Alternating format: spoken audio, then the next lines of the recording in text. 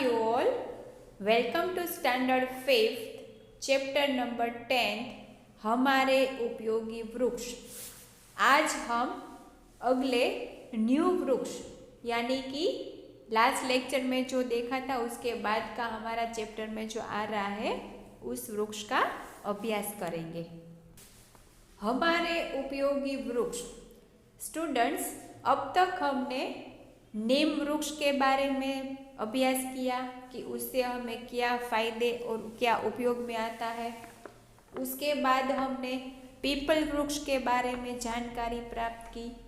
Last lecture में हमने बरगद वृक्ष के बारे में अभ्यास किया कि उस वृक्ष से हमें क्या क्या लाभ होते हैं, क्या क्या फ़ायदे होते हैं और वो वृक्ष हमें कहाँ कहाँ काम में आता है।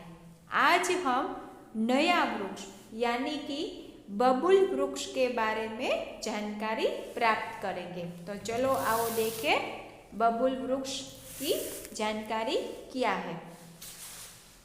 बबूल सामाजिक वानिकी का पर्याय है। यहाँ पर वानिकी का अर्थ है वन विज्ञान। तो बताया गया है कि सामाजिक वन विज्ञान का पर्याय है बबूल वृक्ष। यह वृक्ष हमारी ईंधन, चारा एवं लकड़ी तीनों तरह की आवश्यकताओं की पूर्ति करता है। बबूल वृक्ष से हमें क्या प्राप्त होता है? ईंधन।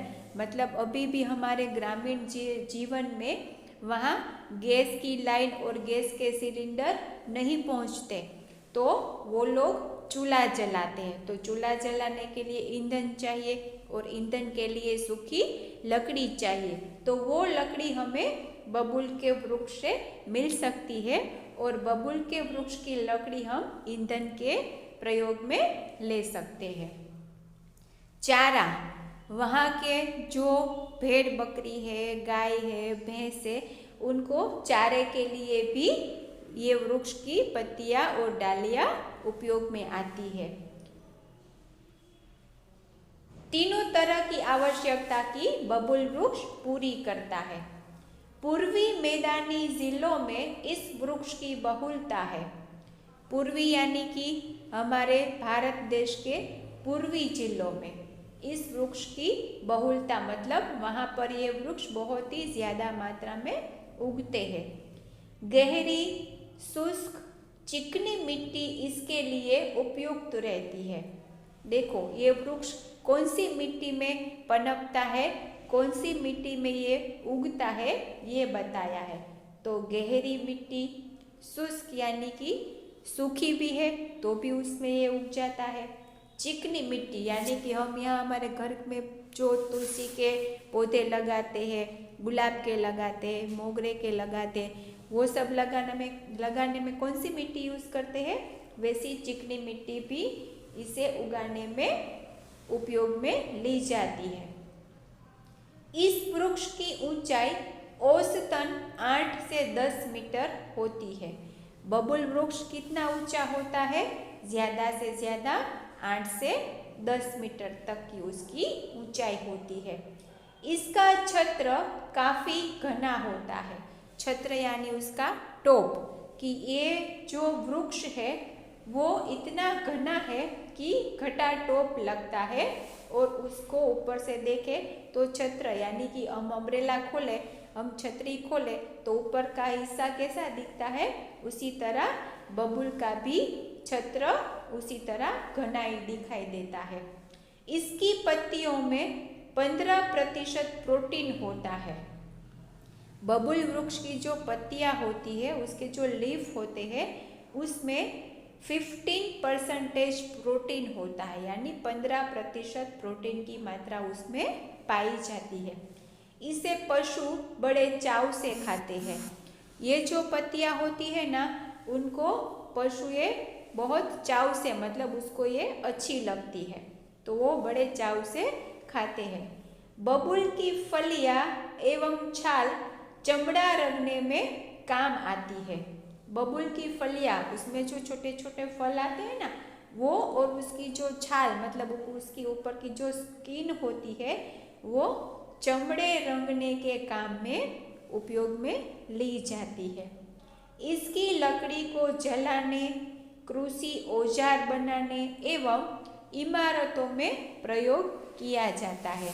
बबूल वृक्ष की जो लकड़ी होती है वो जलाने में काम आती है। आगे हमने देखा कि ईंधन के प्रयोग में उपयोग में ये ली जाती है, तो जलाने के काम आती है।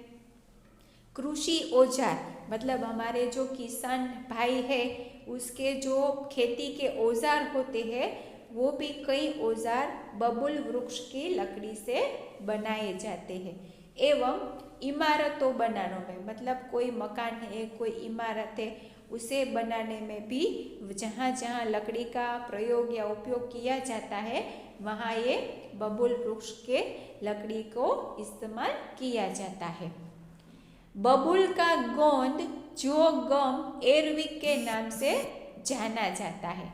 बबूल में से ना एक प्रकार का गम यानी कि गोंद निकलता है जो गम एयरविक के नाम से भी हम उसे जानते हैं। काफ़ी उपयोगी होता है। ये जो गम उसमें से निकलता है वो काफ़ी जगह उपयोग में लिया जाता है। इस वृक्ष की आयु 15 वर्ष है। देखो स्टूडेंट्स, सभी जो वनस्पति है, सभी जीव जंतु है, हम मानव जीवन है, तो उसकी आयु तय की जाती है। भगवान ने हमें यहाँ पर भेजा है तो हमारी भी उम्र तय की हुई है कि भाई ये है व्यक्ति तो इतने साल ही जिएगा। उसी तरह सभी वृक्ष की आयु तय होती है कि उसको उगाने के बाद जब से ये उगना स्टार्ट हुआ तो उसके बाद 10 साल, 15 साल, 20 साल ये वृक्ष रहेगा, फिर वो अपने आप जीर्ण होता जाएगा।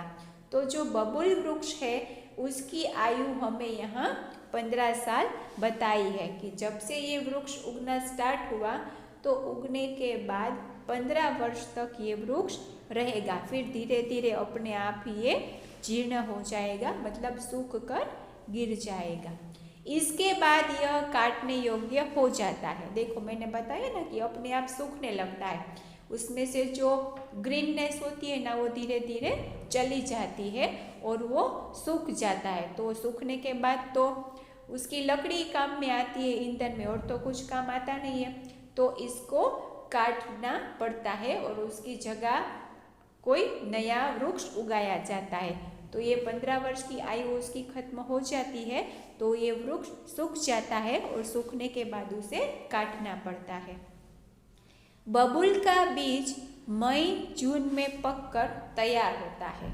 बबूल का बीज मतलब हमें बबूल का वृक्ष बोना है तो मई जून महीना एकदम सही है, और उसके अंदर जो बीज उसको लगाने के लिए जो सीड्स आते हैं वो भी मई और जून महीने में पककर तैयार हो जाते हैं। राजस्थान की मरुस्थलीय परिस्थितियों के अनुकूल बबूल की एक नई प्रजाति तैयार की गई है। राजस्थान की मरुस्थलीय मतलब रण प्रदेश में भी हम कहते हैं कि भाई वहाँ तो रेगिस्तान है, डेजर्ट है, तो वहाँ क्या वनस्पति या कोई भी पेड़ पौधा थोड़ा उग सकता है, लेकिन वहाँ की परिस्थितियों के अनुकूल बबूल वृक्ष की एक नई प्रजाति तैयार की गई है और वहाँ बबूल वृक्ष उगाए जाते हैं जिसे अर्केशिया टोटलिस कहते हैं। उसको क्या नाम बताया है? अर्केशिया टोटलिस के नाम से जानते हैं। यह मूलतः इज़राइल देश की परिस्थितियों में उगने वाला वृक्ष है। ये मूल कहाँ का है कि इज़राइल देश में जो बबूल वृक्ष जिसे वहाँ अर्केशिया टोटलिस के नाम से जानते हैं, वो वृक्ष को हमारे राजस्थान के रेगिस्तान में नए प्रजाति के साथ तैयार किया गया है और वहाँ उसको उगाया जाता है। यह मेरू ऊसर, बंजर एवं रेतीली भूमि में अच्छी वृद्धि करता है। देखो ये वृक्ष क्या बताया है कि यह रण प्रदेश में जहाँ सभी जगह जमीन बंजर ही है कि कुछ बोए तो वहाँ कुछ उगेगा ही नहीं, ऐसी रेतीली भूमि में उसे उगाया जाता है और वहाँ उसकी बहुत ही अच्छी तरह वृद्धि होती है और ये वृक्ष वहाँ बहुत ही जल्दी से उगने लगता है। यह मध्यम ऊंचाई तक बढ़ने वाला कांटेदार बहुशास्त्री वृक्ष है। देखो ये बहुत ऊंचा नहीं होता है, वो मीडियम हाइट तक ही रहता है, तो उसकी ऊंचाई कितनी है, मध्यम कद तक की, और कांटेदार, वो उसमें बहुत ही कांटे होते हैं और बहुशास्त्री वृक्ष है।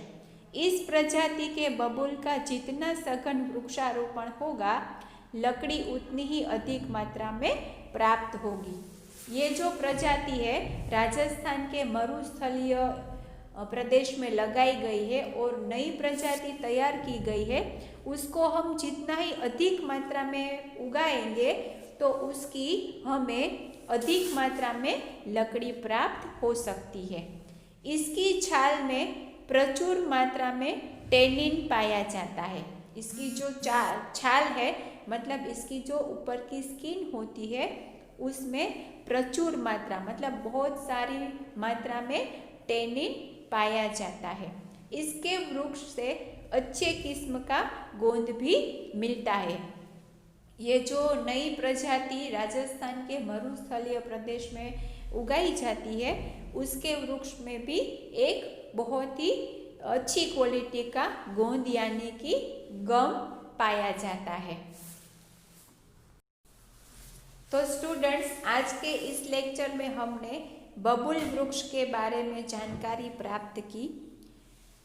मुझे आशा है कि आपको अच्छी लगी होगी। आपने बबूल वृक्ष तो देखा ही होगा, हमारे सिटी एरिया में तो नहीं, लेकिन सिटी से थोड़े बाहर जाएंगे तो हमें कई सारे बबूल वृक्ष दिखाई देंगे। अगर आपने नहीं देखा है तो अभी आप कभी अपने मम्मी पापा के साथ बाहर जाओ तो उनको बोलना कि मुझे बबूल वृक्ष दिखाए।